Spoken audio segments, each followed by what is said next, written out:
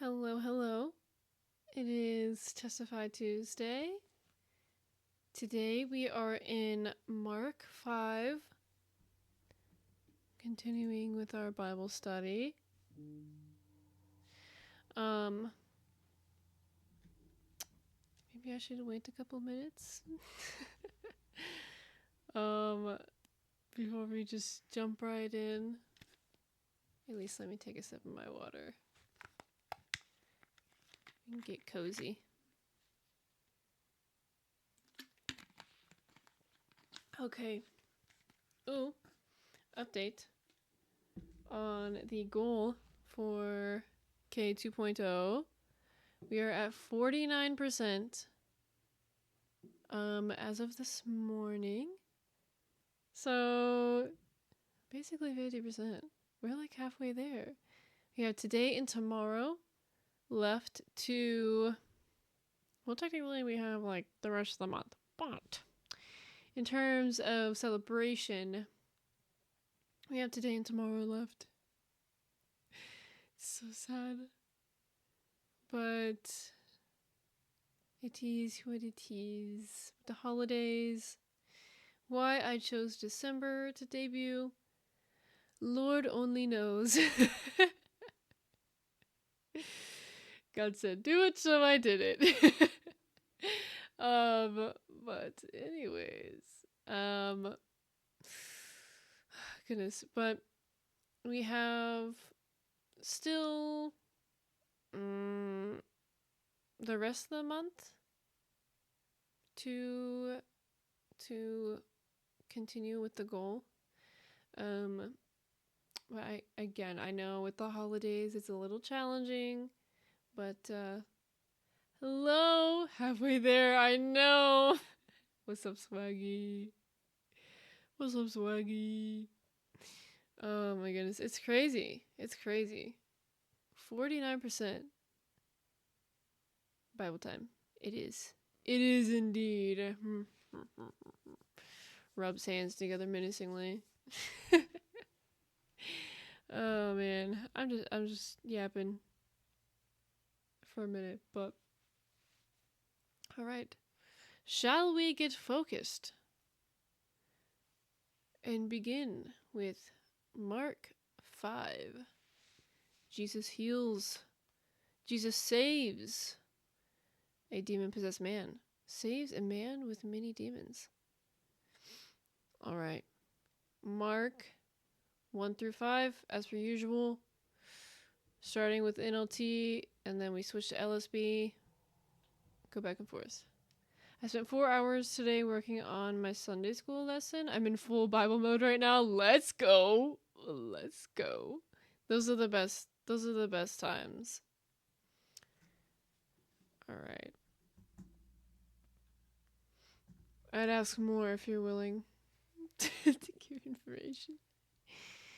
You don't have to answer though. Is this for an adult class or a kids class? I'm curious, but you don't have to answer.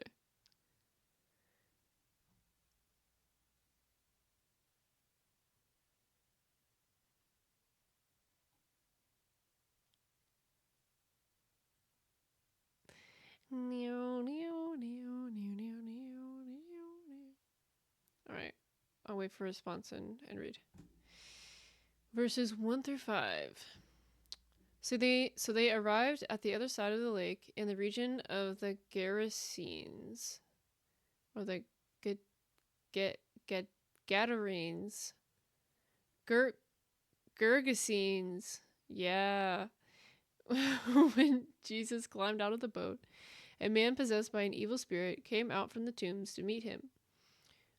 This man lived in the burial caves and could no longer be restrained, even with a chain. Whenever he was put into chains and shackles, get the shackles off my feet so I can dance.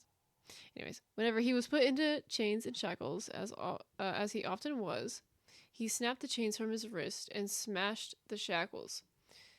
No one was strong enough to subdue him.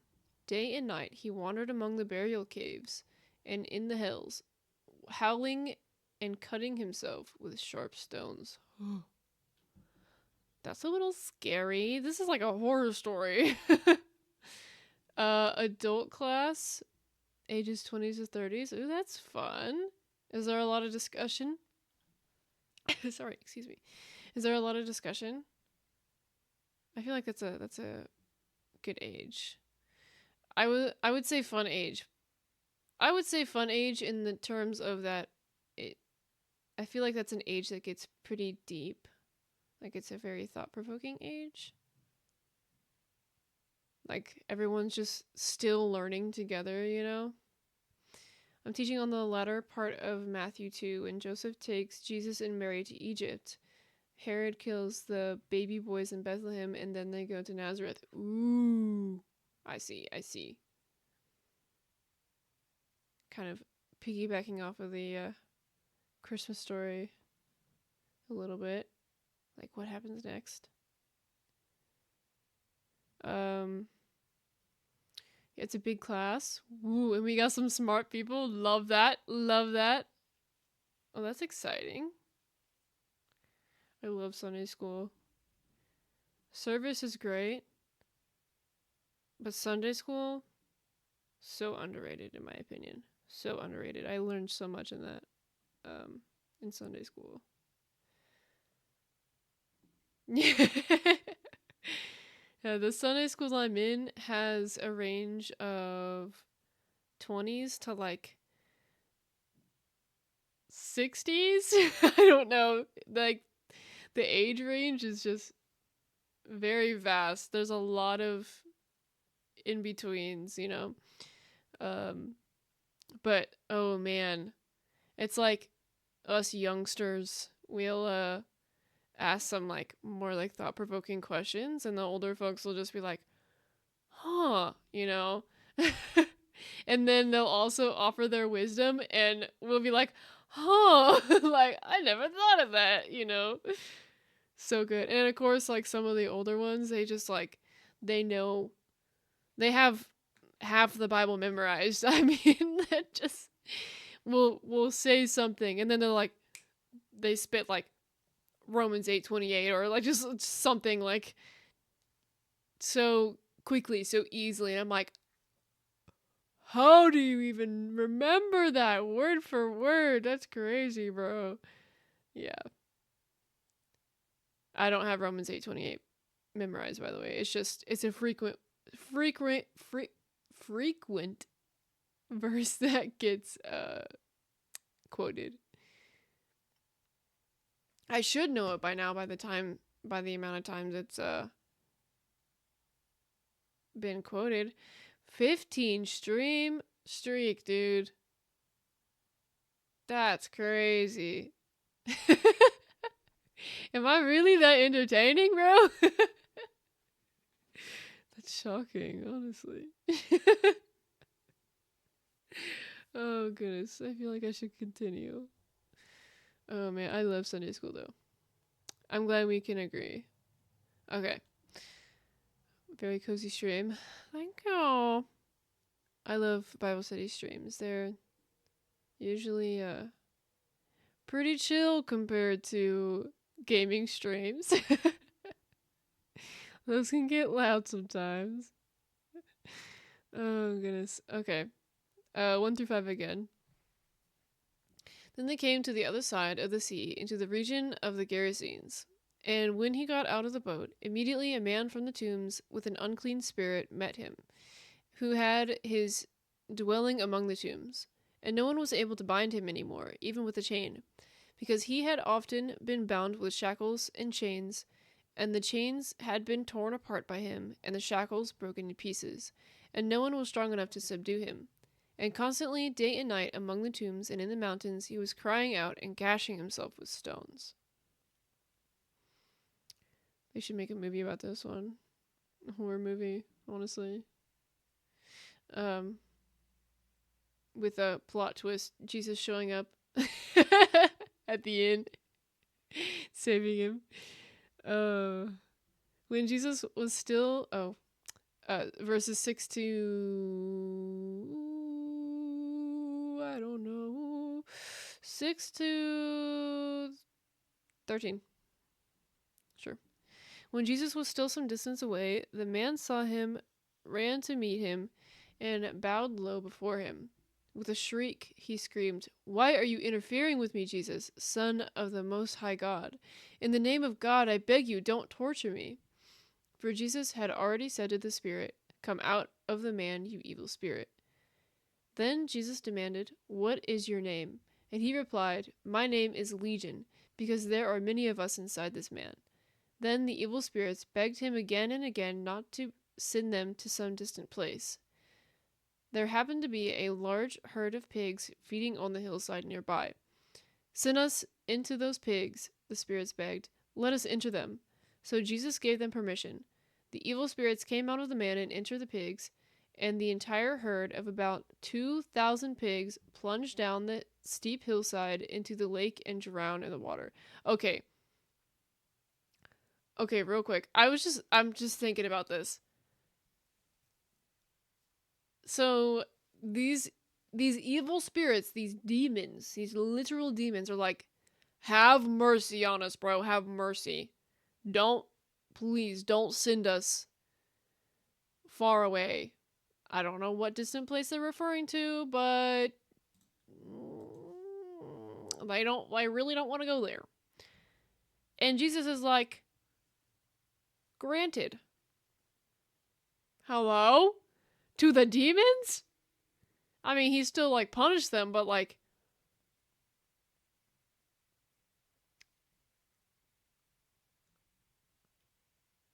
send us into those pigs. The spirits begged, let us into them. Jesus gave them permission. Huh? Like, he had grace and mercy even on demons. That is crazy. I've never really thought about it like that before. I mean, again, like I said, he still punished them, and the pigs were unfortunately in the way. But that's just crazy. Okay. Let's finish the story here. Going back to 6. And seeing Jesus from a distance, he ran up and bowed down before him.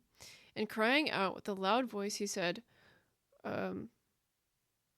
"What do I have to do with you, Jesus, Son of the Most High God? Or what to me and to you?" A Hebrew idiom? Is that what that says? Is that what that means? Hold up. Let me go to my e-sword. Let me see here. What verse is this? 7? What have I to do with thee? There are 3 here. Tis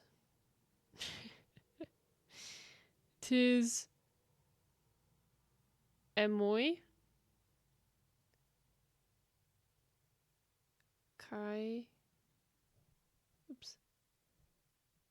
Soy. Okay. What does it mean? What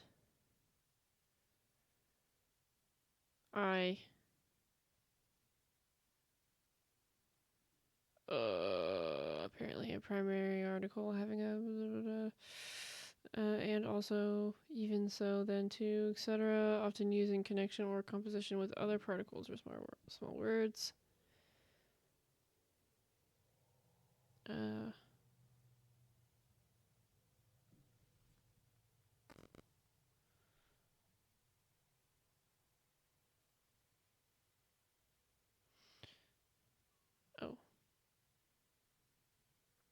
D.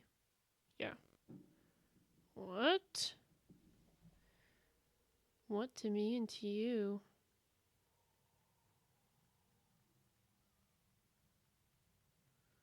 What do I have to do with you? What to me and to you?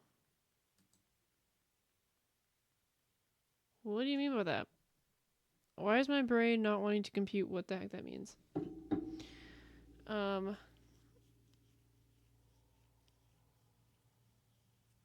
The literal translation is like pretty much this, but it uses the instead of you. Oh goodness, let me look at that one more time. My brain. What or who? It's an interrogative pronoun. Who?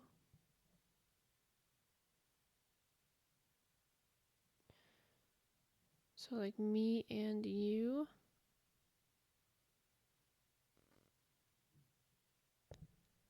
It's, from my understanding, this demon is like what's my connection with you or something? What do I have to do with you, I guess? What connection do I have with you, Jesus, Son of the Most High God? I implore you, by God, do not torment me. For he had been saying to him, come out of the man, you unclean spirit. And he was asking him, what is your name? And he said to him, my name is Legion, for we are many. Wasn't there actually a movie where there was like a demon and his name was Legion? I'm getting so off track today. I'm so sorry, but I genuinely need to look this up. It was like a kind of a Christian movie. This dude in jail. Okay, what is the movie with the demon possessed? Can I spell possessed man in jail? Nefarious.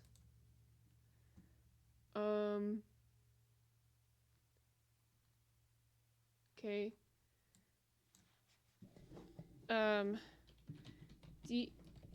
Demon's name in Nefarious. I swear it's Legion. I swear it is. On my life, bro. Oh, his name is literally Nefarious. Oh, my bad. I swear I saw something where the demon's name was like literally named.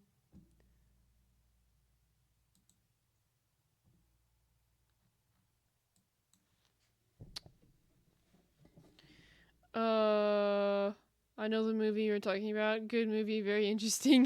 Yes, I saw it. I'm pretty sure I saw at least most of it. Holy cow, it was crazy. It was powerful from what I remember. I don't remember it very well, but I remember it like. I remember when it was over, I was like, whew, that was heavy. That was heavy. It was hard hitting. Okay, movie, no. Movie about a demon named Legion. There's literally a movie called Legion. Wow. But I don't think I've ever seen that one.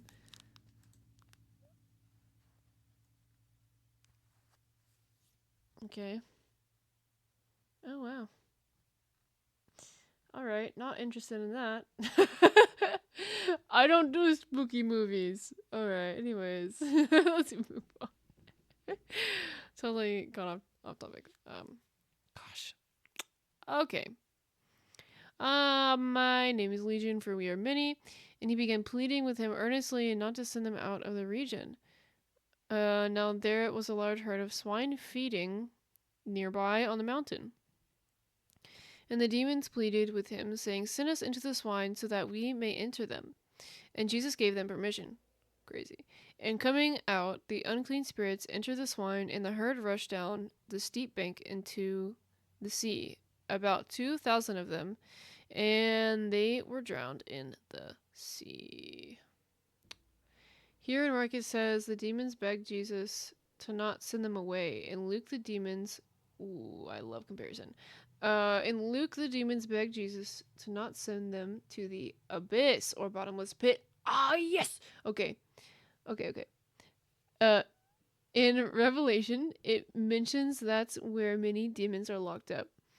Demons can only do what God allows them to do, so some demons are locked up in a bottomless pit, and can't roam around on earth because they've done more than what they've been allowed to.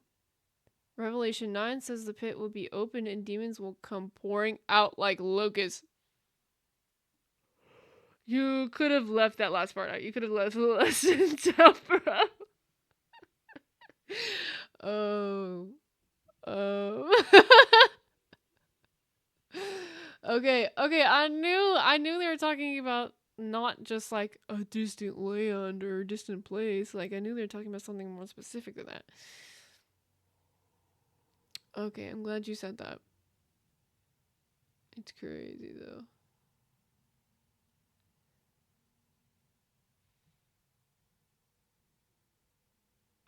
I still think it's crazy how Jesus was like, "Yeah, do your thing." Like, what? What do you mean you gave them permission? That's crazy. Okay, anyways. Um 14 to 20.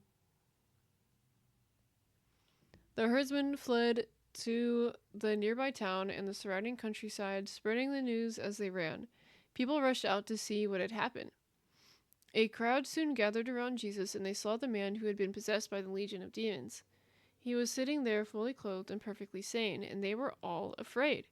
Then those who had seen what happened told the others about the demon-possessed man and the pigs, and the crowd began pleading with Jesus to go away and leave them alone. Honestly, I would be kind of scared too. Like, as Jesus was getting into the boat, the man who had been demon possessed begged to go with him. But Jesus said, "No, go home to your family and tell them everything the Lord has done for you and how merciful he has been." So the man started off to visit the 10 towns of that region and began to proclaim the great things Jesus had done for him, and everyone was amazed at what he told them. Oh, hello, cheese!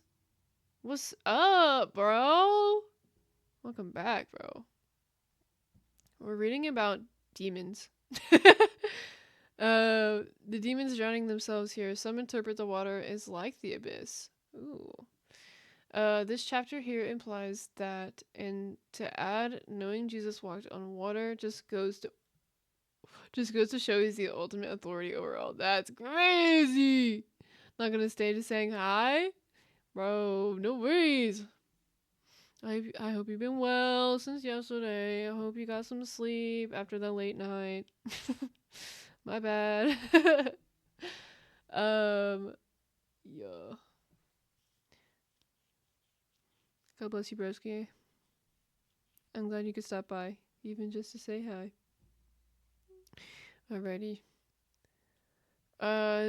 Continuing. Well, I guess reading again. Haha.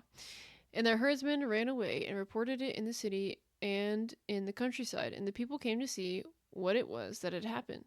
And then they came to Jesus and observed the demon-possessed man sitting down, clothed and in his right mind, the very man who had the legion. And they became frightened. And those who had seen it recounted to them how this had happened to the demon-possessed man and all about the swine. And they began to plead with him to leave their region. And as he was getting into the boat, the man who had been demon-possessed was pleading with him that he might accompany him. And he did not let him, but he said to him, "Go home to your people and report to them what great things the Lord has done for you, and how he had mercy on you." And he went away and began to preach in the Decapolis what great things Jesus had done for him, and everyone was marveling. I definitely failed that final. No. Have faith in yourself. Unless it was math. Just kidding. I bet you did better than you think you did. That tends to be how it goes. Alright. Verses 21 to wowzers. Okay. 21 to 29. I lied. 21 to 34. Okay. Jesus got into the boat again and went back to the other side of the lake, where a large crowd gathered around him on the shore. Then a leader of the local synagogue, whose name was Jairus, arrived. When he saw Jesus, he fell at his feet, pleading fervently with him. "My little daughter is dying," he said. "Please come and lay your hands on her, heal her so she can live." Jesus went with him, and all the people followed, crowding around him. A woman in the crowd had suffered for 12 years with constant bleeding. She had suffered a great deal from many doctors, and over the years she had spent everything she had to pay them, but she had gotten no better. In fact, she had gotten worse. She had heard about Jesus, so she came up behind him through the crowd and touched his robe. For she thought to herself, if I can just touch his robe, I will be healed. Immediately the bleeding stopped, and she could feel in her body that she had been healed of her terrible condition. Jesus realized at once that healing power had gone out from him, so he turned around in the crowd and asked, "Who touched my robe?" His disciples said to him, "Look at this crowd pressing around you. How can you ask who touched me?" But he kept on looking around to see who had done it. Then the frightened woman, trembling at the realization of what had happened to her, came and fell to her knees in front of him and told him what she had done. And he said to her, "Daughter, your faith has made you well. Go in peace. Your suffering is over." Literal chills. Literal chills. Like, I read and she was healed, and my body just goosebumps everywhere. Like, I was like, oh, I gotta keep reading. Oh, goodness. Okay. And when Jesus had crossed over again in the boat to the other side, a large crowd gathered around him, and so he stayed by the seashore. And one of the synagogue officials, named Jairus, came up, and on seeing him fell at his feet and pleaded with him earnestly, saying, "My little daughter is at the point of death.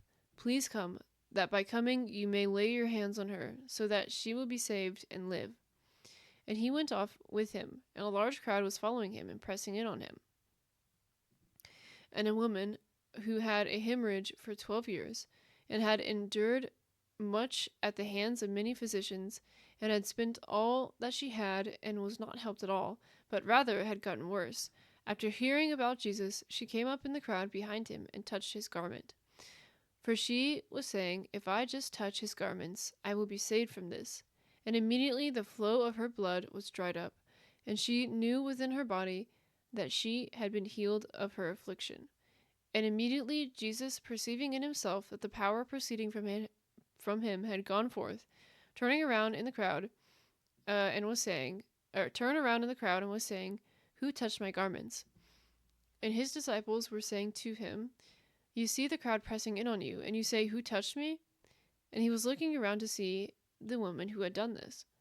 But the woman, fearing and trembling, aware of what had happened to her, came and fell down before him and told him the whole truth.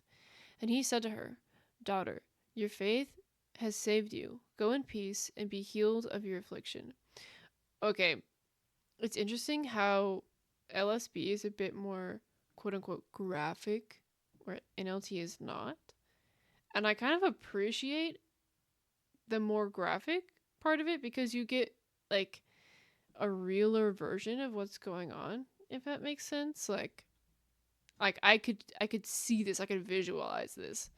Like, this one's just easy to read, but it's not so like visual, if that makes sense. Like, what? Why? I get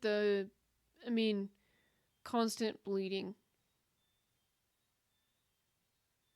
Hemorrhage. Hello? I don't know. Alright, anyways. 35 to 43. While he was still speaking to her, messengers arrived from the home of Jairus, the leader of the synagogue. They told him, "Your daughter is dead. There's no use troubling the teacher now." But Jesus overheard them and said to Jairus, "Don't be afraid. Just have faith." Then Jesus stopped the crowd and wouldn't let go with him except Peter, James, and John, the brother of James. When they came to the home of the synagogue leader, Jesus saw much commotion and weeping and wailing. He went inside and asked, "Why all this commotion and weeping? The child isn't dead, she's only asleep." The crowd laughed at him, but he made them all leave, and he took the father's girl and he took the father's what? He took the girl's father and mother and his 3 disciples into the room where the girl was lying. Holding her hand, he said to her, "Talitha koum," which means, "Little girl, get up." And the girl, who was 12 years old, immediately stood up and walked around. They were overwhelmed and totally amazed. Jesus gave them strict orders not to tell anyone what had happened, and then he told them to give her something to eat. While he was still speaking, they came from the house of the synagogue official, saying, "Your daughter has died. Why trouble the teacher anymore?" But Jesus, overhearing what had been spoken, said to the synagogue official, "Do not be afraid, only believe." And he allowed no one to accompany him, except Peter and James and John, the brother of James. And they came to the house of the synagogue official. And he saw a commotion, and people loudly crying and wailing. And entering in, he said to them, "Why are you making a commotion and crying? The child has not died, but is asleep." And they began laughing at him. I imagine them, like, laughing more so out of, like, disbelief. Like, this man is crazy. He's, like, mocking our dead child, you know? This dead child. So we're gonna, like, scoff or, you know, just be in utter disbelief. So much so that we're gonna laugh, you know? But putting them all out, he took along the child's father and mother and his own companions and entered the room where the child was. And taking the child by the hand, he said to her, "Talitha koum," which translated means, "Little girl, I say to you, arise." And immediately the little girl stood up and began to walk, for she was 12 years old. And immediately they were completely astounded. And he gave them strict orders that no one should know about this. And he said that some food should be given to her to eat. Okay, real quick. Gonna look up the Talitha.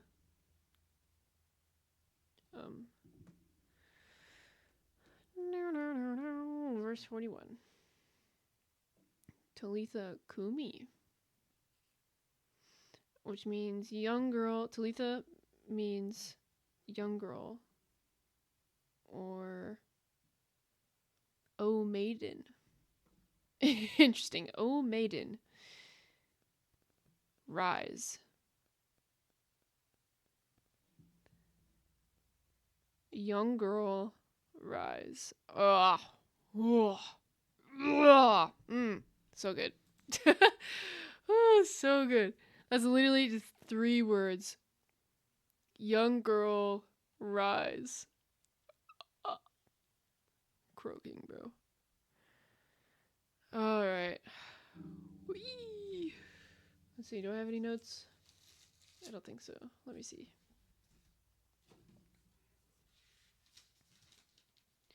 Nope. Man, my notes and mark are dry. I have nothing. Until 7? Kind of?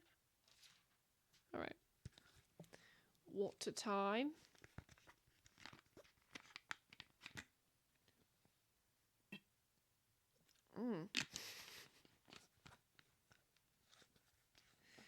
The noise that made. Alright. Anyways, Mark 6. I've already forgotten how long Mark is. It's fine. It's fine. Let's see. 56 verses in this chapter. Alright, we're going to read 1 to 6. Jesus left that part of the country and returned with his disciples to Nazareth, his hometown. The next Sabbath he began teaching in the synagogue, and many who heard him were amazed. They asked, "Where did he get all this wisdom and the power to perform such miracles?" Then they scoffed. "He's just a carpenter, the son of Mary and the brother of James, Joseph, Judas, or Joseph, and Simon." Excuse me. The four brothers. And his sisters live right here among us. His family is large. Oh, goodness. They were deeply offended and refused to believe in him. Then Jesus told them, "A prophet is honored everywhere except in his own hometown and among his relatives and his own family." And because of their unbelief, he couldn't do any miracles among them except to place his hands on a few sick people and heal them. And he was amazed at their unbelief. Crazy. And Jesus went out from there and came into his hometown, and his disciples followed him. And when the Sabbath came, he began to teach in the synagogue, and many listeners were astonished, saying, "Where did this man get these things? And what is this wisdom given to this man, and such miracles as these performed by his hands? Is this man not the carpenter, the son of Mary, and brother of James and Joseph and Judas and Simon? Are not his sisters here with us?" And they were taking offense at him. And Jesus was, how can he be like, "Whoa, this dude is so wise, but he's a carpenter's son." Like, what do you mean, bro? And Jesus was saying to them, "A prophet is not without honor except in his hometown, and among his own relatives and his own household." And he could do no miracle there except that he laid his hands on a few sick people and healed them. And he was marveling at their unbelief. Oh. Then Jesus went from village to village, teaching the people, and he was going around the villages teaching. Why is this a bold? Anyways. Verses 7 to 13. And he called his 12 disciples together and began sending them out 2 by 2, giving them authority to cast out evil spirits. Oh no! Here we go. And he told them to take nothing for their journey except a walking stick, no food, no traveler's bag, no money. He allowed them to wear sandals, but not to take a change of clothes. "Wherever you go," he said, "stay in the same house until you leave town. But if any place refuses to welcome you or listen to you, shake its dust from your feet as you leave to show that you have abandoned those people to their fate." So the disciples went out, telling everyone they met to repent of their sins and turn to God. And they cast out many demons and healed many sick people, anointing them with olive oil. Ow. And he summoned the 12 and began to send them out in pairs, and was giving them authority over the unclean spirits. And he instructed them that they should take nothing for their journey, except a staff only, no bread, no bag, knapsack, beggar's bag, crazy, no money in their belt, but to wear sandals. And he added, "Do not put on 2 tunics." And he was saying to them, "Wherever you enter a house, stay there until you leave town.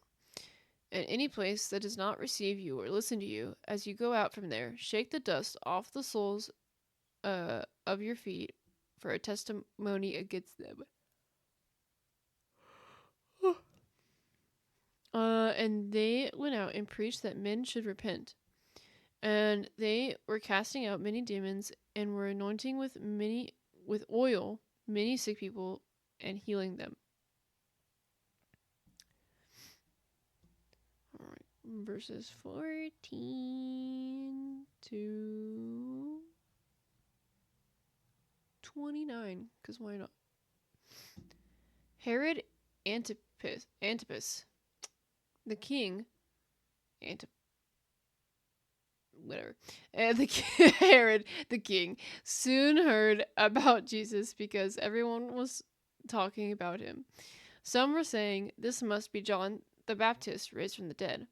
That is why he can do such miracles." Others said, "He's the prophet Elijah." Still others said, "He's a prophet like the other great prophets of the past." When Herod heard about Jesus, he said, "John, the man I beheaded, has come back from the dead."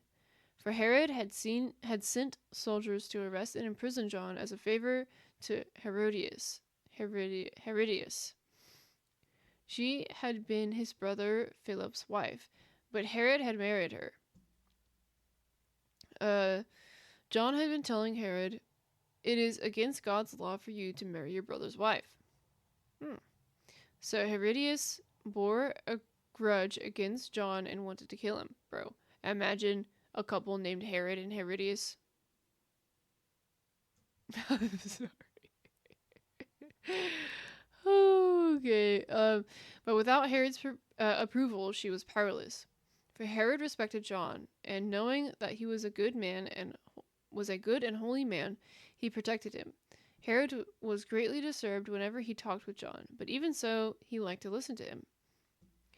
Herodias' chance finally came on Herod's birthday. He gave a party for his high government officials, army officers, and the leading citizens of Galilee. Then his daughter, also named Herodias, some manuscripts read the daughter of Herodias herself, came in and sorry, I just can't. Herodias, and Herodias.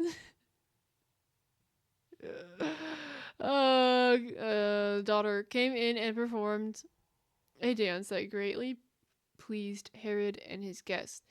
"Ask me for anything you like," the king said to the girl, "and I will give it to you." He even vowed, "I will give you whatever you ask, up to half my kingdom." She went out and asked her mother, "What should I ask for?" Her mother told her, "Ask for the head of John the Baptist."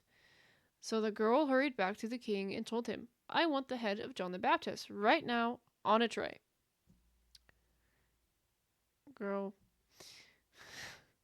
Then the king deeply regretted what he had said. Why don't you just say, maybe let's try something else? Like, anything but that. Anything but that. Bro. Then the king deeply regretted what he had said, but because of the vows he had made in front of his guests, he couldn't refuse her. So he immediately sent an executioner to the prison to cut off John's head and bring it to him. Terrifying, bro. The soldier beheaded John in the prison, brought his head on a tray, and gave it to the girl, who took it to her mother. That is just crazy. Like, I've read this before several times, and it disturbs me every time. It's like, "Here you go, daughter. Here is a head." "Thanks, Dad." Takes head. "Look, Mom. Here's the head you asked for." Like, what? When John's disciples heard what had happened, they came to get his body and buried it in a tomb. Ay. Well, the daughter even said "now" and "on a tray." She went beyond the request her mother gave her. I know. She wanted to please her even more.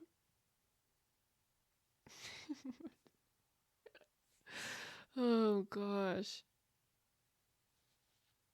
You know what would be less embarrassing? Telling your daughter no.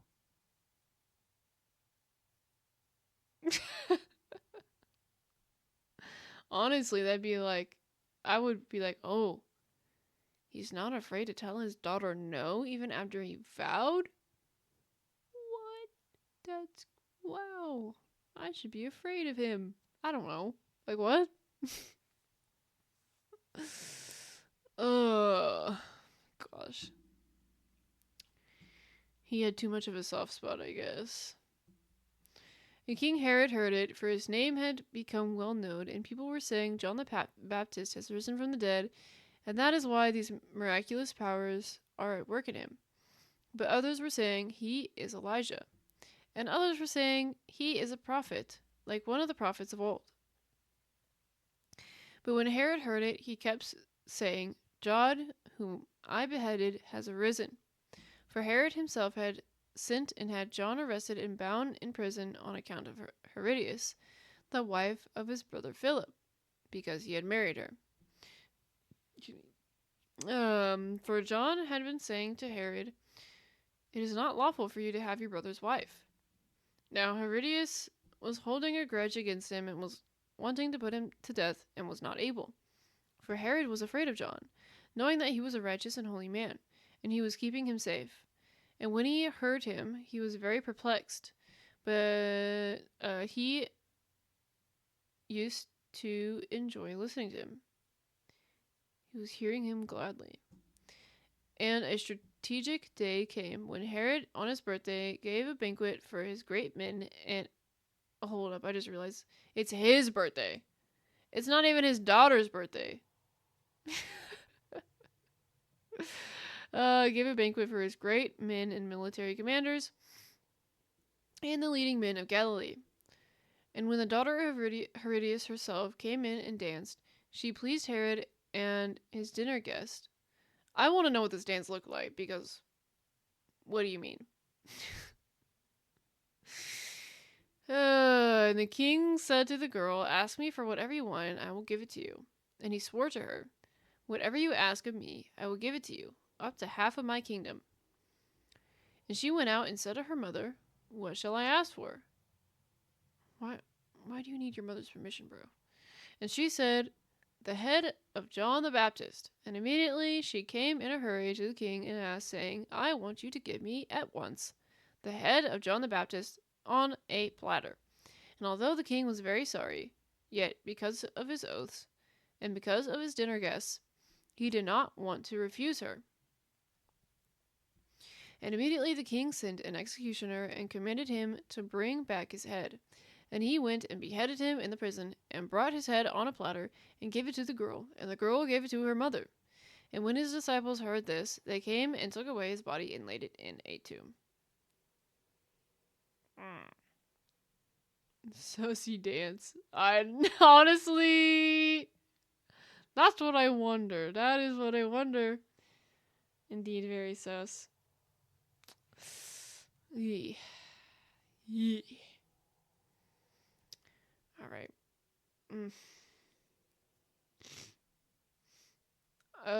30 to 44, I guess. She was doing a disco. Incredibly sus. Oh gosh. Okay, anyways.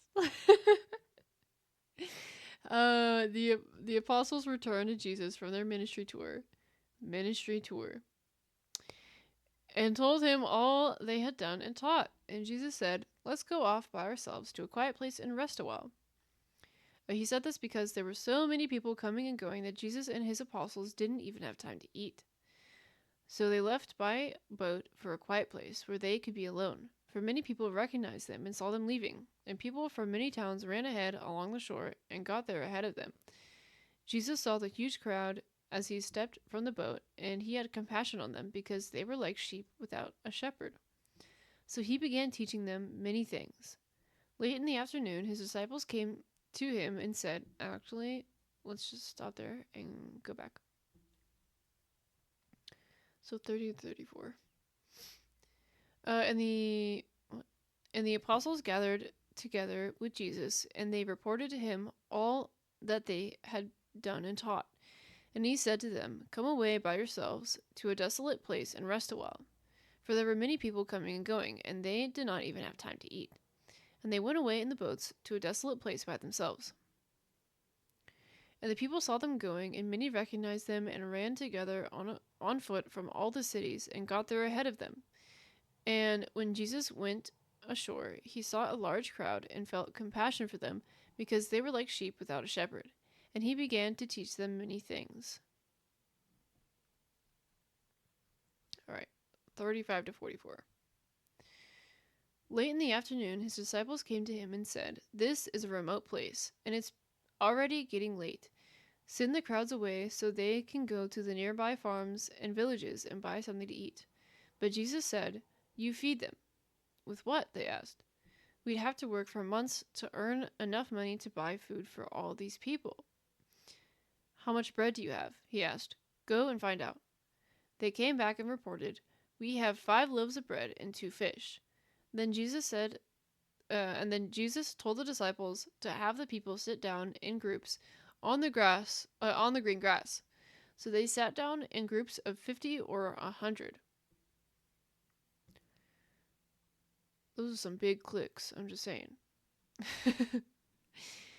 Jesus took the 5 loaves and 2 fish, looked up toward heaven, and blessed them. Then breaking the loaves into pieces, he kept giving the bread to the disciples so they could distribute it to the people. He also divided the fish for everyone to share. They all ate as much as they wanted, and afterward the disciples picked up 12 baskets of leftover bread and fish. A total of 5,000 men and their families were fed. This is so crazy to me. Just thinking about the fact that 5,000 men. That's just men. 5,000. Just men. And then you will also include their families, women and children. So, if every man is married, that's automatically 10,000 people. And if every man has 1 child, that's automatically 15,000 people. But of course, that's just, a rough estimate.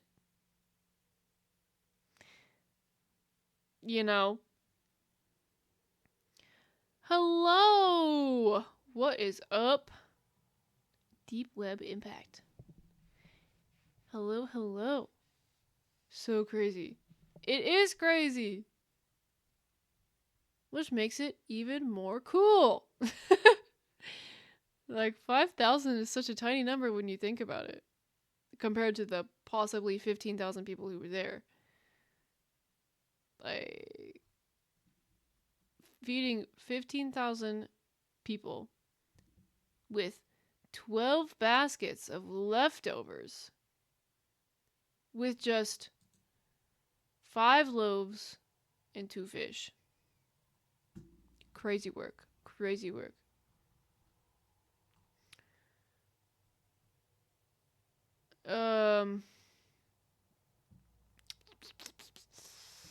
Okay, here we go. And when it was already quite late, his disciples came to him and began saying, "This place is desolate, and it is already quite late. Send them away so that they may go into the surrounding countryside villages and buy themselves something to eat." But he answered and said to them, "You give them something to eat." You give them something to eat. And they said to him, "Shall we go and spend 200 denarii on bread and give them something to eat?" Why is this so different from that? Goodness gracious. And he said to them, "How many loaves do you have? Go look." Bro is fed up with him. I'm sorry.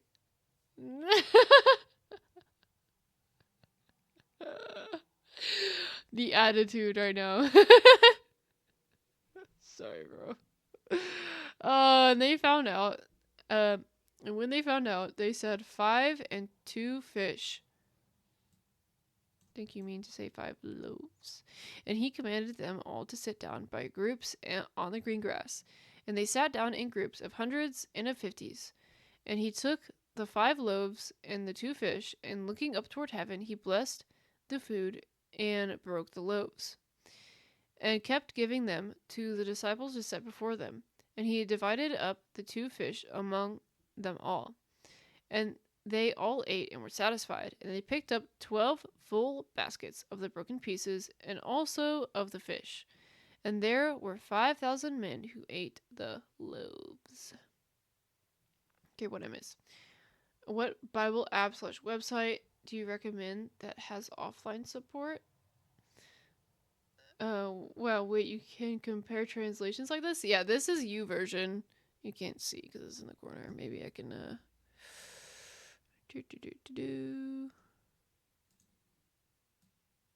There. Now you can see, kind of. We got U version. Oh, U version. And if you press,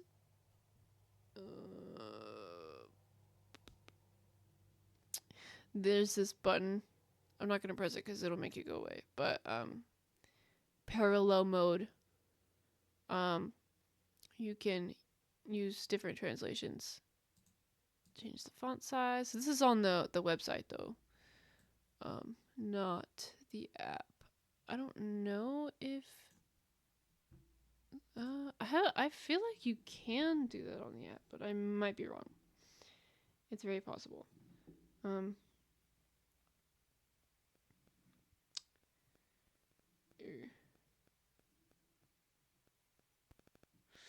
I was wrong. You cannot do that on the app. Now, yeah, yeah. In terms of apps and websites, I really only ever used YouVersion, so I don't know. Offline support, your physical Bible. That's the best I got. It only says 5 because that's what the manuscripts say. Jesus asked, "How many loaves do you have?" Oh, I must have missed that. Oh yeah, he does say that. How many loaves do you have? 5. This feels very like nonfiction book writing. Like 5 instead of like complete sentence like 5 loaves. That's kind of what I thought when I was reading it. It was kind of like, I don't know. If that makes any sense, I don't know. But it's very the conversations are very natural sounding. That's what I'm trying to say. They're very natural sounding. What is LSB? It is the Legacy Standard Bible. It's basically NASB, but it is the John MacArthur version. I believe it's John MacArthur. He didn't like rewrite NASB, but he replaced words like Lord with Yahweh. It's literal translation. He also replaced the word servant with slave because that's what they were back in the day. Like servant is very like, oh, servant, yes. It's very light, whereas slave is like, that is what they were. Not sugarcoating it, Oh, okay. I like how it automatically put it in emotes. It's so funny. I'm wondering why Jesus asked the disciples to go feed them. Was he challenging their faith, discipline, or what? Might be reading into it too much there. Honestly, no, I don't think so. I don't think you're reading too much into it. That's a good thing to think. MacArthur didn't work on LSP, but his foundation did help fund it. Yes. I was like, I know there's a connection to MacArthur somewhere, but I couldn't remember how. Let's see. The disciples, "Hey Jesus, go tell them to leave and get themselves something to eat." Jesus is like, "Bruh, you give them something to eat." And they're like, "Bruh, we have no money."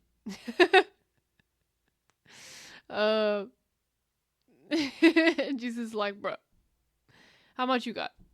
Look, 5 loaves, 2 fish. Okay, bet. I can work with this." A very accurate representation of what just happened here.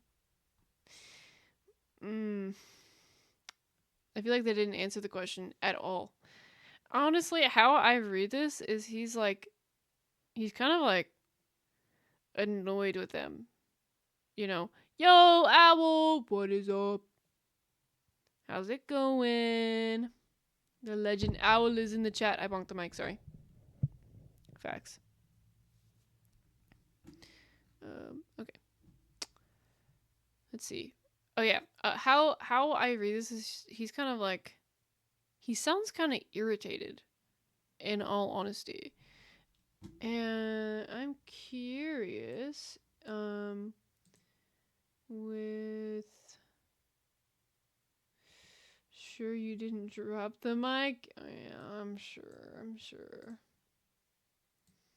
I'm not that cool.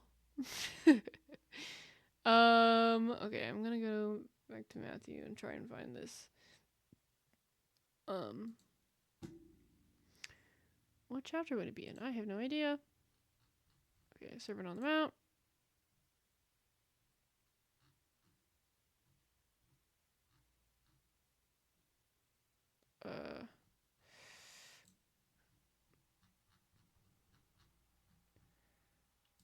Parables.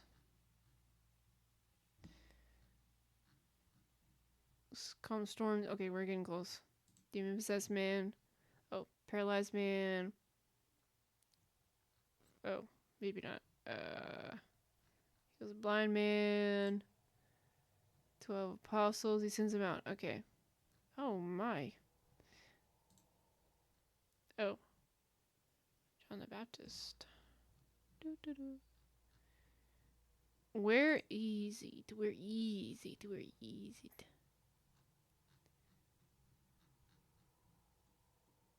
Did I go past it already?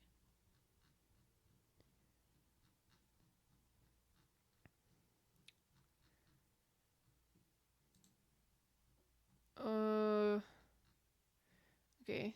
Oh, here we go. Feast of 5,000.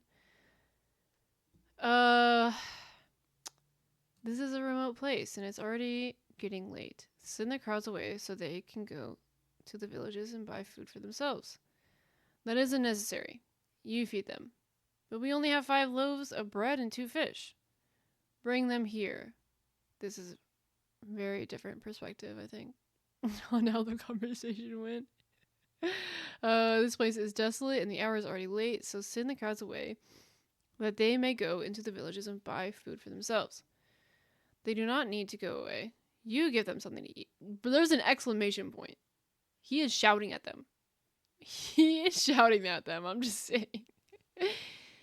We have here only 5 loaves and 2 fish. Bring them here to me.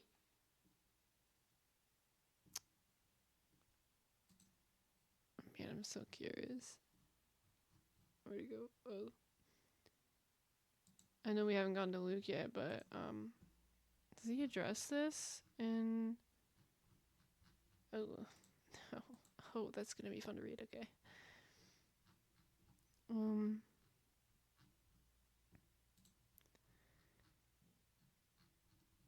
I know he addresses the 5,000 in John.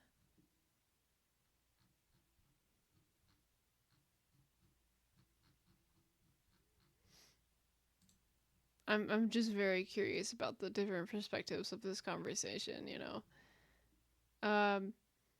He's been teaching to tens of thousands of people. I'd be rather impatient with disciples too. I can't imagine how exhausted he is. How overstimulated he is, honestly.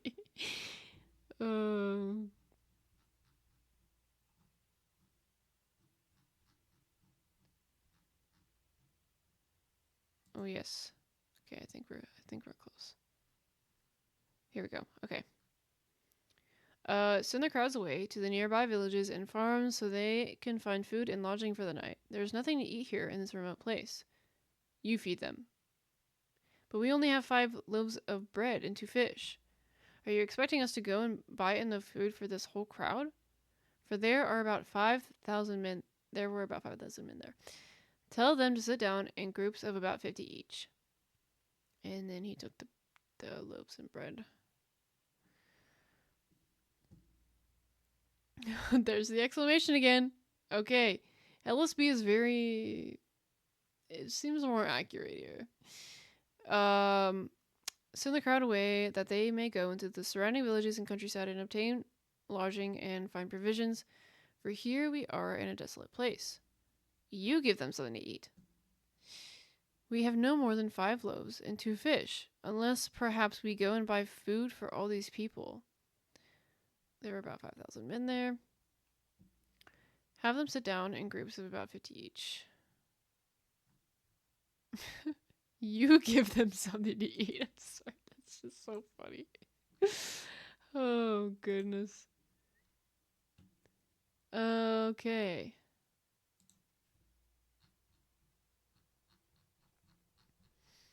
We're looking in John. Oh, how? Wow. Basically flip right to it. Okay. Oh, wait.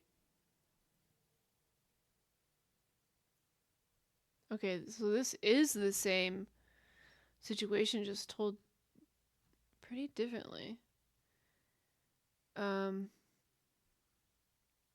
Wait, is it?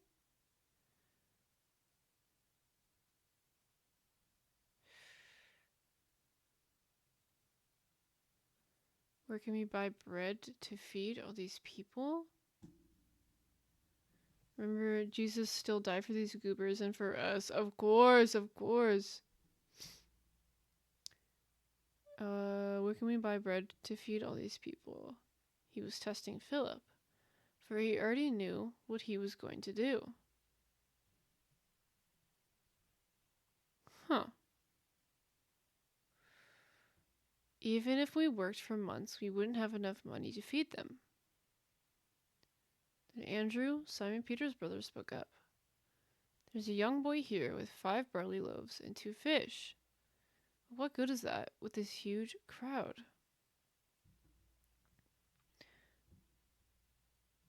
Tell everyone to sit down. Okay, I think we found our answer. No matter, we're in an ad break.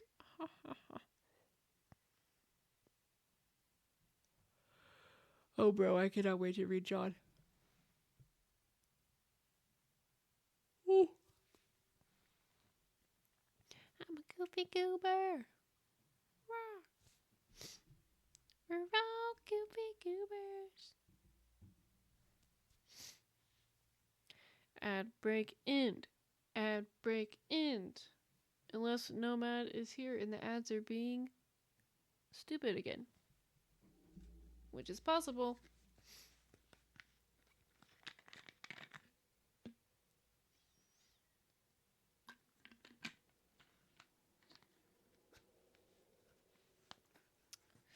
Ugh. Delicious. Ugh.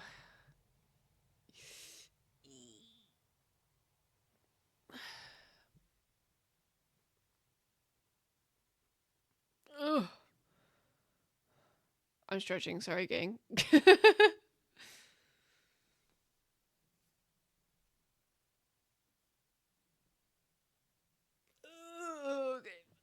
Are we back? Are we back?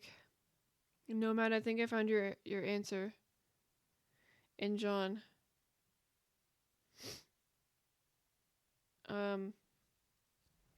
The question was he challenging their faith? Discipline or what? Okay.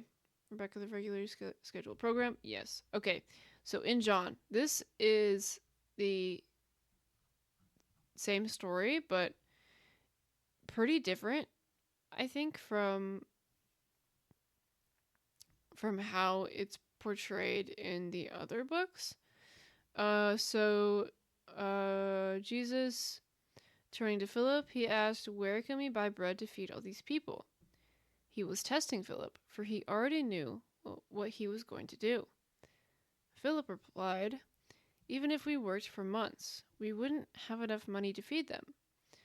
Then Andrew said, "There's a young boy here with 5 barley loaves and 2 fish. What good is that with this huge crowd?" Tell everyone to sit down, Jesus said.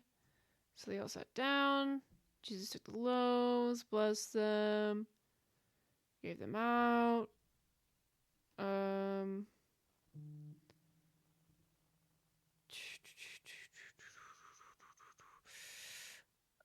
Surely he is the prophet we have been expecting.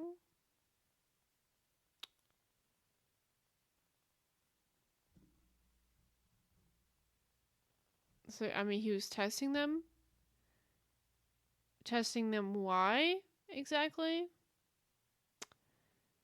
I don't know. Maybe he was like, how smart are these guys? Testing their smarts, their IQ. What's their answer gonna be? There are wrong answers here. And these are the wrong answers. What are we going to do?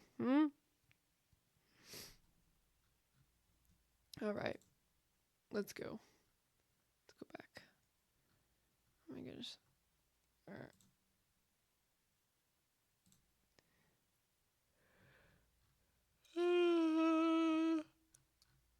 We're all goofy goobers. Rock. Perhaps it's to test how resourceful they are. Yeah. Since this is after they come back from preaching on their own with nothing. True? Very true. Very true. Honestly. Yeah, that would make sense. We will be discussing it again.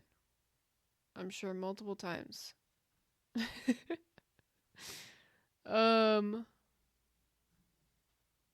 Let me write a little note.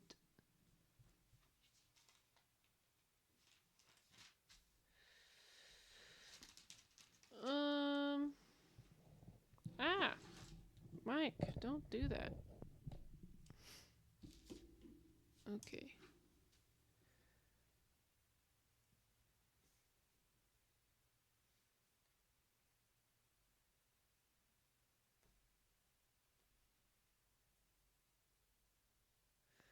Jesus is testing them.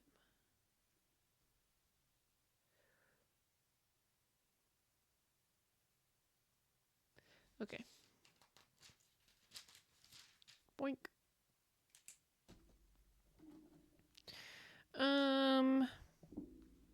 It's been discussed for 2,000 years, so I'm expecting it to be discussed again. True. True. It will happen again. Alright, let's continue on.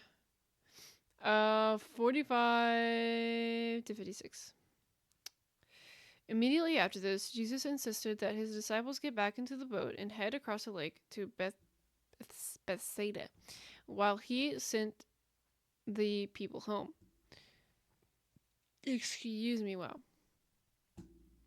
And after telling everyone goodbye, he went up into the hills by himself to pray.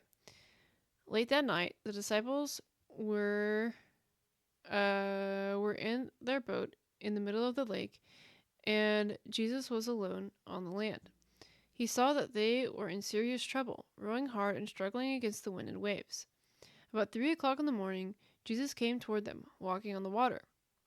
He intended to go past them, but when they saw him walking on the water, they cried out in terror, thinking he was a ghost. They were all terrified when they saw him, but Jesus spoke to them at once. "Don't be afraid," he said. "Take courage, I am here." Or the "I am" is here. Or "I am." Ooh, I have a whole sheet of paper of notes for that.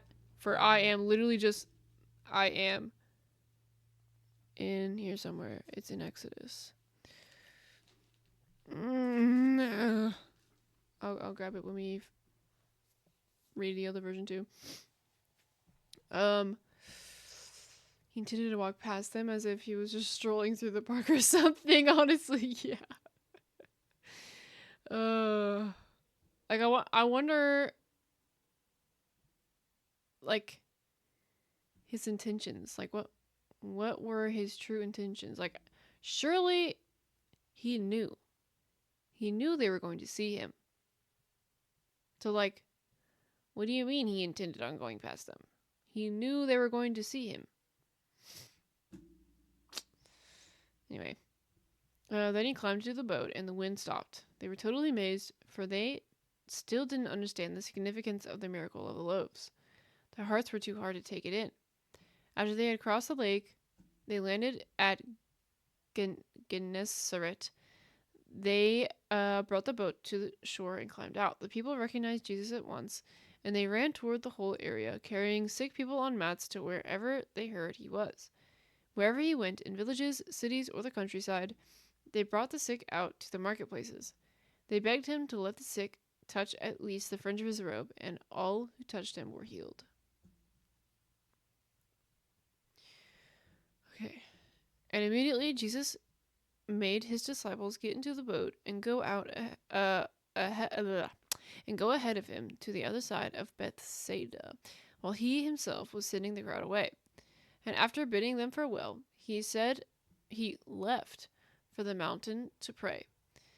And when it was evening, the boat was in the middle of the sea, and he was alone on the land. And seeing them straining at the oars, for the wind was against them, at about the 4th watch of the night, he came to them walking on the sea, and he was intending to pass by them. But when they saw him walking on the sea, they thought that it was a ghost, and cried out, for they all saw him and were terrified. But immediately he spoke with them and said to them, "Take courage, it is I, do not be afraid." Then he got into the boat with them, and the wind stopped, and they were utterly amazed, for they had not gained any insight about the loaves, but their heart was hardened. Crazy how they didn't understand the significance of the miracle of the loaves. Like, how do you not? Like, you're literally handing out bread after bread, fish after fish to thousands of people from just a few loaves and a couple fish. Bro, maybe they were just in shock. I don't know. And when they had crossed over, they came to the land of Gennesaret and moored to the shore. And when they got out of the boat, immediately the people recognized him and ran about the whole region and began to carry here and there on their mats those who were sick to the place that they heard he was. And wherever he was entering villages or cities or countryside, they were laying the sick in the marketplaces and pleading with him that they might just touch the fringe of his garment. And as many as touched it were being saved from their sicknesses. Okay, I'm wondering if I should, about the I am paper, I'm wondering if I should save it for later or still read it and like read it again later, or because it's all the way in Exodus. We are only in Mark, so we've got a while before we get there. We've got a long while before we get there.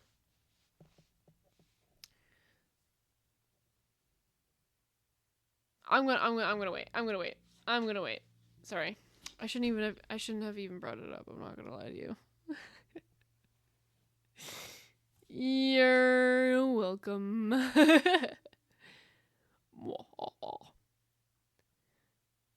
Now the Lord must test your patience through this.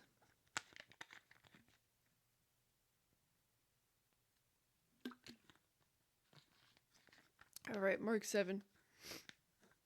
This might be the last chapter of the night. We shall see. We shall see. It's not as long. I don't know. Alright. Verses 1 through 1 through 5. One day, some Pharisees and teachers of religious law arrived from Jerusalem to see Jesus. They noticed that some of the disciples failed to follow the Jewish ritual of hand washing before eating. Ew, they didn't wash their hands? Grody. Just kidding. The Jews, especially the Pharisees, do not eat until they have poured water over their cupped hands, as required by their ancient traditions. Similarly, they don't eat anything from the market until they immerse their hands in water. This is but one of many traditions they have clung to, such as their ceremonial washing of cups, pitchers, and kettles. So the Pharisees and teachers of religious law asked him,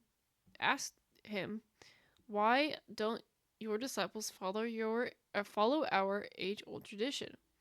They eat without first performing the hand-washing ceremony." And the Pharisees and some of the scribes gathered around him when they had come from Jerusalem and had seen that some of his disciples were eating their bread with defiled hands, that is, unwashed. For the Pharisees and all the Jews do not eat unless they carefully wash their hands, thus observing the tradition of the elders. And when they come from the marketplace, they do not eat unless they wash themselves. And there are many other things which they have received in order to observe, such as the washing of cups and pitchers and copper pots. And the Pharisees and the scribes asked him, "Why do your disciples not walk according to the tradition of the elders, but eat their bread with defiled hands?" All right, 6 to 8. I should have just read all that, but it's fine. Jesus replied, "You hypocrites! Isaiah was right when he prophesied about you, for he wrote, 'These people honor me with their lips, but their hearts are far from me. Their worship is farce, for they teach man-made ideas as commands from God. For you ignore God's law and substitute your own tradition.'" And he said to them, "Rightly did Isaiah prophesy of you hypocrites, as it is written, 'This people honors me with their lips, but their heart is far away from me. But in vain do they worship me, teaching as doctrines the commands of men. Leaving the commandment of God, you hold to the tradition of men.'" Fun fact, at some point in time, people thought Jews were like sorcerers or witches because they were almost never sick. In reality, it was because of their ritualistic bathing that kept them clean. I was honestly wondering the same. I was literally just thinking about like their cleanliness, you know. So basically, God was making sure Jewish people were practicing basic hygiene before we knew it existed. It being germs, yes, that's true. I guess back then they didn't really think much about it. That's true. Ooh. So we're unhygienic, I guess, because we don't perform the hand washing ceremony every time. I guess some people do. But not like ceremony like, but just washing their hands in general every time before they eat. If I'm not using my hands and you know, my hands haven't been like in dirt, you know what I mean? Or touching anything sticky or whatever, then I just eat. But if I'm eating something with my hands, I am going to wash them before I eat because that is gross. Who knows who else have touched the doorknobs? You know what I mean? And who knows what their hands have touched? Meh. Okay. Anyways.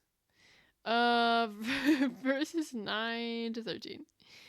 Then he said, "You skillfully sidestep God's law in order to hold on to your own tradition. For instance, Moses gave you this law from God: honor your father and mother. And anyone who speaks disrespectfully of father or mother must be put to death. But you say it is all right for people to say to their parents, 'Sorry, I can't help you, for I have vowed to give to God what I would have given to you.'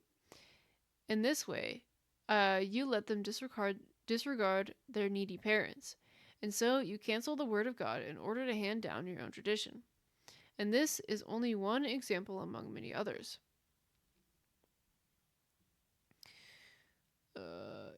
It's fun to think that some of the laws God placed was out of practicality more often than not, like eating pork or things considered unclean is just because of the diseases those sorts of animals had. What type of cloth to wear really because the cloth wanted them to wear works as bandages as well. Oh, I didn't know that. I mean, yeah, the way we cook our different types of meat, like pork, it's probably pretty different of how they would have made it back in the day.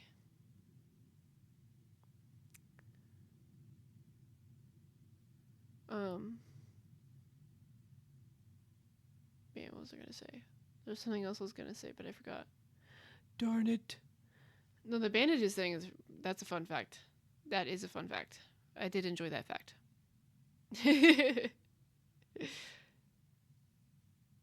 No, but it's true though. God was like, I need y'all to be healthy, okay? But I'm not gonna tell you that because you're not gonna listen to me otherwise. It's literally like a kid. You know, when parents are like, you need to make sure you brush your teeth, otherwise your teeth will rot. And the kids are like, meh, I'll do what I want. Oh. So God was like, I know these guys too well. If I tell them they need to wear this type of cloth because it prevents disease from, like it prevents things from getting in their blood when they have wounds. I'm gonna not tell them that, and I'm gonna tell them that it's law. And give them no other explanation. I've got a lot of fun facts. Happy to share them, bro. Please. Info dump. I love fun facts. Biblical fun facts are the best fun facts. Okay. And he was also saying to them, you are good at setting aside the commandment of God in order to keep your tradition. For Moses said, honor your father and your mother, and he who speaks evil of father or mother is to be put to death. But you say, if a man says to his father or mother, whatever you might benefit from me is Corban, that is to say, given to God, you no longer leave him to do anything for his father or his mother, thus invalidating the word of God by your tradition which you have handed down, and you do many things such as that. Excuse me. Verses 14 and 23. Then Jesus called to the crowd to come and hear. All of you listen, he said, and try to understand. It's not what goes into your body that defiles you. You are defiled by what comes from your heart. Then Jesus went into a house to get away from the crowd, and his disciples asked him what he meant by the parable he had just used. Don't you understand either? He asked. Can't you see that the food you put into your body cannot defile you? Food doesn't go into your heart, but only passes through the stomach and then goes into the sewer. By saying this, he declared that every kind of food is acceptable in God's eyes. And then he added, it is what comes from inside that defiles you. For from within, out of a person's heart, come evil thoughts, sexual immorality, theft, murder, adultery, greed, wickedness, deceit, lustful desires, envy, slander, pride, and foolishness. All these vile things come from within. They are what defile you.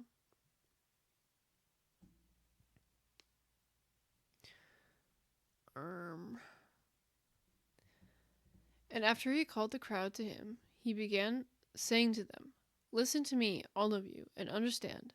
There is nothing outside the man which can defile him if it goes into him, but the things which proceed out of the man are what defile him. And if anyone has ears to hear, let him hear. And when he had left the crowd and entered the house, his disciples were asking him about the parable. And he said to them, Are you lacking understanding in this way as well? Oof. Oh, I'm sorry. It just hit me. You know, like first it was pre loaves and fish miracle where Jesus was testing them. Then it was post miracle where they thought he was a ghost walking on water. And the miracle just didn't understand it, you know. And now this, they're asking him to clarify the parable. And Jesus is like, bro, are you still not understanding? Oh, goodness. These children. Ugh. Okay, I'm going to read this and then I'm going to read what you said, Nomad. Do you not perceive that whatever goes into the man from the outside cannot defile him, but it does not go into his heart, but into his stomach and goes to the sewer? Thus he declared all foods clean. And he was saying, that which proceeds out of the man, that is what defiles the man. For from within, out of the heart of men, proceed the evil thoughts, sexual immoralities, thefts, murders, adulteries, coveting, wickedness, deceit, sensuality, envy, slander, pride or arrogance, and foolishness. All these things proceed from within and defile the man. Here's a broad fact for you then. Ooh. The spring feasts the Jewish people celebrate align perfectly with Jesus' life. An example is the Passover, which connects to Jesus' death on the cross, being the sacrificial lamb, so judgment may pass over us. Oh! Don't they, don't they eat lamb? Don't they eat lamb on Passover? Now that I think about it, I've literally never thought about that fact before. That's kind of cool. I'm not even gonna lie to you. That's kind of cool. You know, being the sacrificial lamb, and Jesus is like, you know, I mean, if you replace lamb with the bread, they're kind of, it's like, take this as my body, you know. But then they take it a little more I don't know, literally, I don't know. Kind of literally, they take a literal lamb. Don't they do that? Oh, I'm gonna to Google. I'm curious. Do Jewish people eat lamb? Eat lamb at Passover. Yes, some Jews eat lamb on Passover.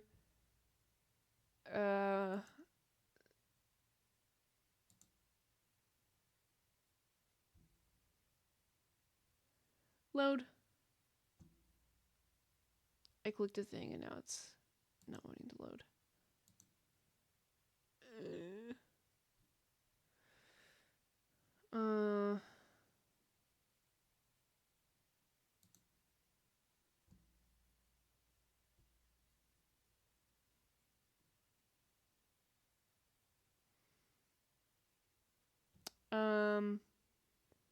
I want to pronounce it Pascal so bad. I don't think it's pronounced that way. But anyways, the Pascal sacrifice refers to the lamb sacrificed during Judaism's Passover to commemorate the Israelite liberation from Egyptian slavery, symbolizing deliverance by marking homes with blood to spare firstborns from the final plague.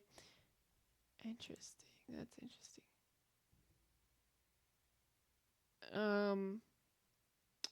Some Jews eat lamb on Passover, particularly Sephardic Jews as a symbolic reminder of the Paschal sacrifice. But many Ashkenazi Jews, I did not know there were different kinds of Jews. Oh my goodness. Am I the only one? Anyways, they avoid it at the Seder meal, viewing it as commemorating a sacrifice only possible at the destroyed temple. Practices vary.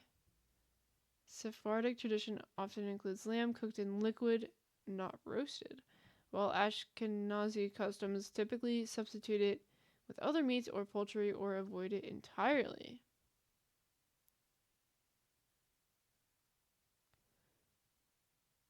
That is so interesting. Yo, what's up, cheese? I haven't had lamb in a while. It's much preferable to mine. Owl. Bro. Calm down. I've never had lamb, fun fact.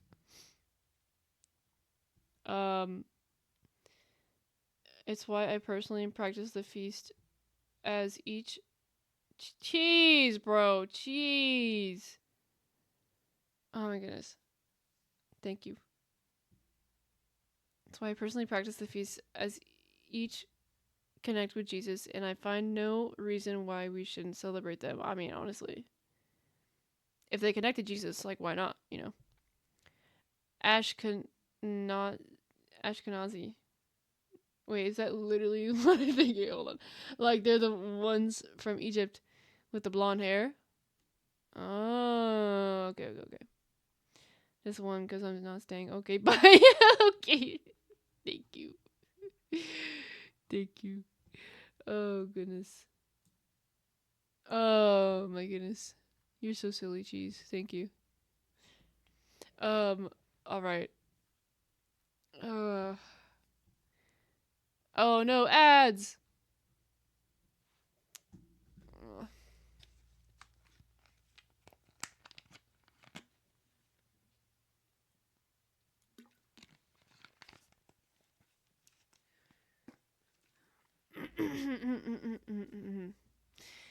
Oh, goodness. Okay. I'm gonna pop my back while in the ad break. No, it's not working.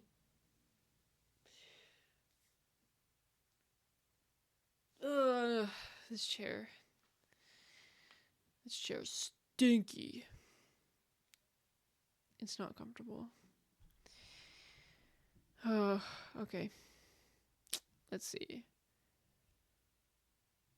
24 to 30 will be our next read. Oh my goodness, we're almost done with the chapter. Crazy. Okay, we got like 25 seconds. Let it end, please. Unless this is another awkward moment with no ads. And I'm just sitting here yapping away. Which could be. Apparently it happens.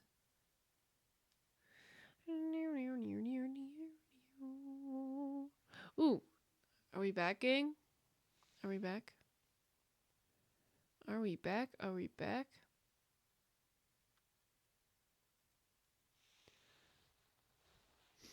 Look who's back again. Okay. Flattery won't work on me. Bro! Thank you for calling me silly, though. I try. I try. You're welcome. And thank you for another bit. I hope you know that we're at 49% of the goal reached. Because those bits go a long way. A little way, but a long way. In my heart.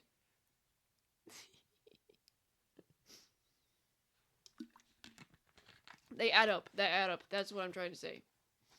They add up. Okay. Alright. Now we must continue. We're almost done with the chapter. We're so close. $2? How many bits did I get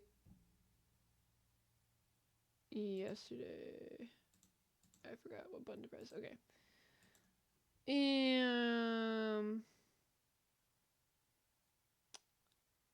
Not yesterday. Wait, was it yesterday? Yeah, yesterday. 16, not bits. I mean, I got 16 cents. Plus, I don't know what extensions are. Plus 12 cents. Is that also part of the bits? I don't know. I'm confused. Anyways, I have like $2 on Rumble. It be like that, bro. Jesus being incredibly generous. Incredibly, bro. I do gotta go now. See ya. Okay. Okay, bro. God bless you. Have a good sleepy. If that's what you're gonna do. Okay. Yeah, we gotta get back to the regular scheduled program. Alright. Oh, gosh. I have so much gunk in my throat. Okay. Okay. She didn't even see the other one. I just donated. I did. Oh, no, I didn't. No, I didn't. Sorry, cheese. Thank you. A little more way. Bro, I'm telling you, they add up. That's already 3. Okay. Focus, child. Okay, so we got verses 24 to 30 is what we're reading right now, right here, right now.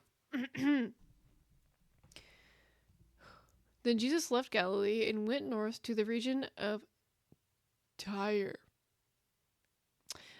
He didn't want anyone to know which house he was staying in, but he couldn't keep it a secret.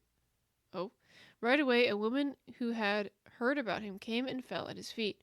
Her little girl was possessed by an evil spirit, and she begged him to cast out the demon from her daughter. Since she was a Gentile, born in Syrian Phoenicia, Jesus told her, "First, I should feed the children, my own family, the Jews. Let the children eat first. It isn't right to take food from the children and throw it to the dogs." She replied, "That's true, Lord, but even the dogs under the table are allowed to eat the scraps from the children's plate." "Good answer," he said. "Now go home, for the demon has left your daughter." And when she arrived home, she found her little girl lying quietly in bed, and the demon was gone. Now Jesus stood up and went away from there to the region of Tyre. And when he had entered a house, he was wanting no one to know of it, yet he could not escape notice. But after hearing of him, a woman whose little daughter had an unclean spirit immediately came and fell at his feet. Now the woman was a Greek of holy moly, Syrophoenicia,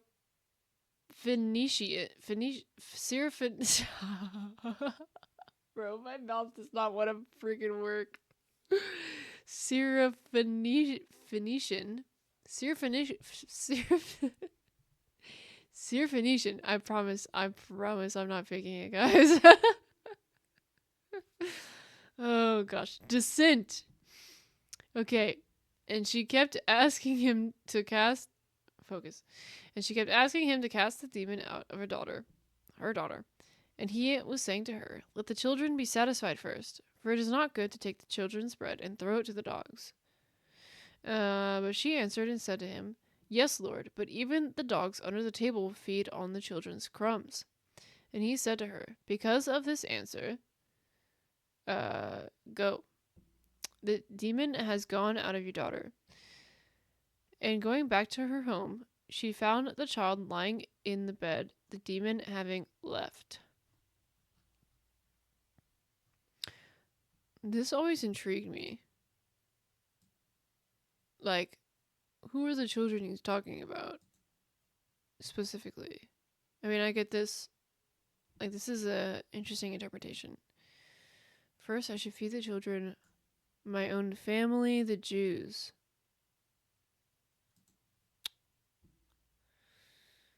It isn't right to take food from the children and throw it to the dogs. It's not good to take the children's bread and throw it to the dogs. So he's like referring to his daughter as like a dog. Is that like low of the low? What do you mean? But of course, he's testing her. Yes, Lord, but even the dogs under the table feed on the children's crumbs. Even they don't starve. Because of this answer, go. The demon is gone out of your daughter.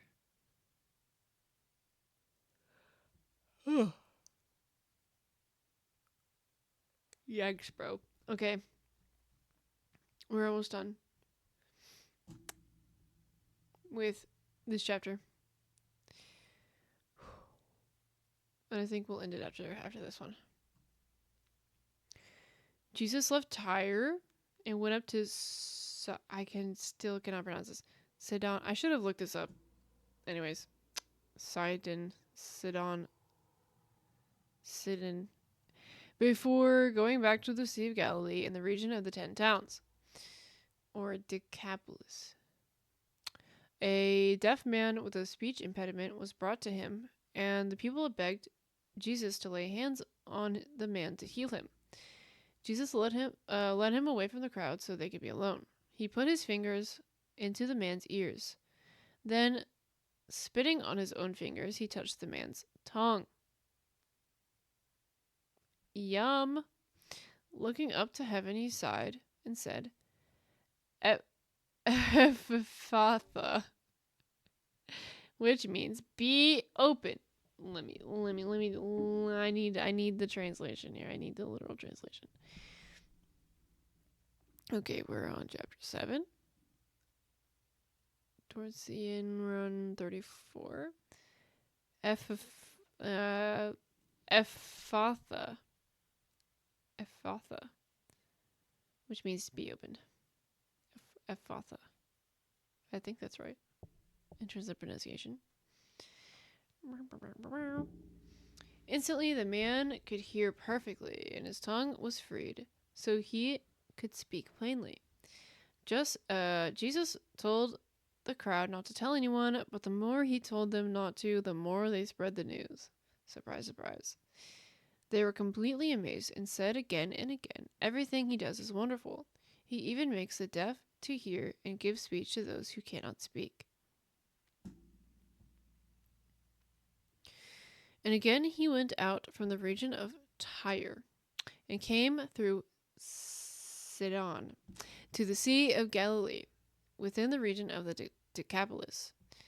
And they brought to him one who was deaf and spoke with difficulty.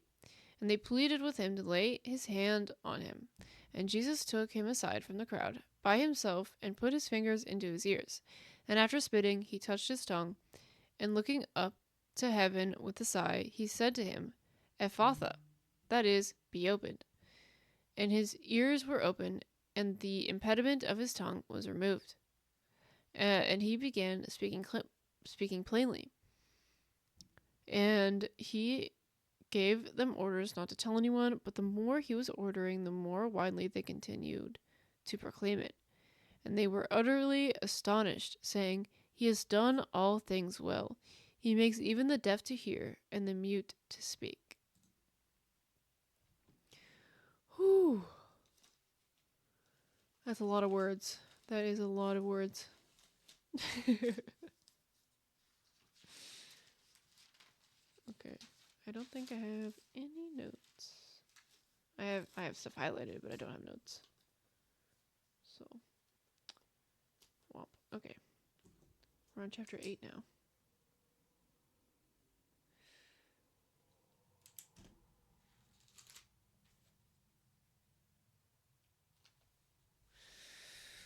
Ooh. Did I say who? I think I did actually. Oh yeah, okay. So next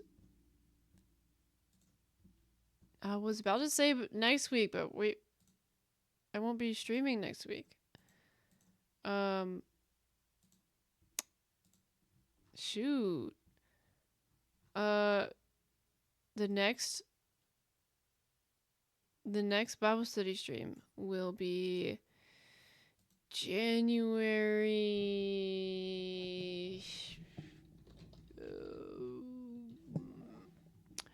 13th.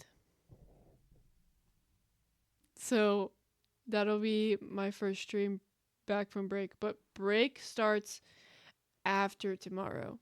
Because tomorrow, are you too good for us? Nah, bro. I'm just going on I'm gonna go see some family, so I will not have access to my laptop and stuff. So or at least my streaming equipment. I am not taking my mic with me. Okay. Oh goodness. Oh yes. Tomorrow is the last stream of 2025. And it is also the last day of the anniversary month celebration. Oh, which is crazy. It's so crazy. Your family is more important than us? Yes. You guys are right at number 3. God, family, community. Okay. I promise. Goodness. Okay. I keep losing my train of thought. Let's see. I'll calculate today's earnings tomorrow when they are calculated. I can't even English, bro. What am I even trying to say? I won't know how much I earn, I think, until tomorrow. I think is usually how it works, or at least I don't check until the next day.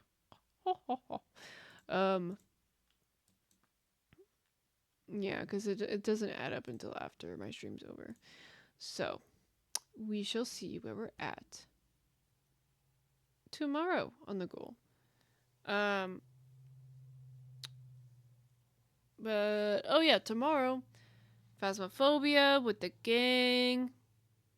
I'm very excited. I'm so excited. This has been such a fun week. And it's barely even halfway over. It's not even halfway over. Bro. Excuse me, oh my goodness. And Christmas is next week. Gang. I'm so excited. I love Christmas. Ugh. Okay. I feel like I should stop yapping and just like get off here. And then the New Year's, bro. I am not super happy that I'm taking 2-3 weeks off. Taking 3 weeks off of streaming. I don't want to, but hopefully when I'm back, I'll have K 2.0. Bro. I'm so pumped. I'm so excited. I'm so excited. Good things are coming. Very good things are coming. So, yes. Look forward to those things. Because I'm looking forward to those things. So you better look forward to those things, or else you'll see K 1.0 hovering over you, half body and all, when you wake up at night. So you better watch out. Alright, anyways. I think I need to go to bed. Oh, okay. Alright. Yes. What did I come back to, bro? You missed a lot, bro. Phasmophobia tomorrow. I hope you're excited because I'm excited. And then I was just saying how after tomorrow I'm going on a 3-week break for family. And my first stream back will be January 13th. Yeah, it's crazy. But first stream back, K 2.0. Maybe. I think we'll see K 2.0. I have a good feeling. And oh goodness, yeah. Today's the last Testify Tuesday of 2025. Wow, wild. I know it's crazy. And tomorrow's the last Whimsy Wednesday of 2025. Yesterday was the last Minutes Monday of 2025. I didn't even think I would do another Minutes Monday in 2025, but there we were. New year with a new look. I know. That, taking it too literally. New year, new me.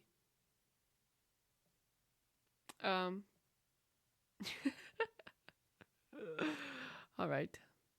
I need to sleep. Sleepy time, I think. Methinks. Sleepy. Stop talking, bro. Okay. Alright.